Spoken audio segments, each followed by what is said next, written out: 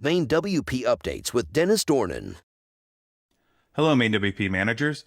This update for MainWP 4.2 protects you from accidentally deleting a parent theme when a child theme is actively using it.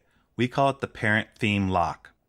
How it works is when a website is using a child theme, a lock icon will appear on the corresponding parent theme, not allowing you to delete it. And the best part is that it requires no configuration.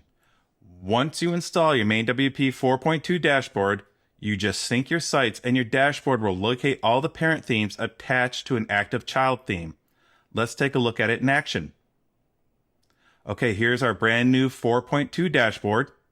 Okay, first let's sync your dashboard. That's a good habit to get into anytime you log into your dashboard, just to be sure you are working with the most current information. And once that sync completes, let's jump over to Theme, then Manage Theme. We'll select all our sites. And of course, we'll want to select Status Inactive, since your parent themes are always inactive.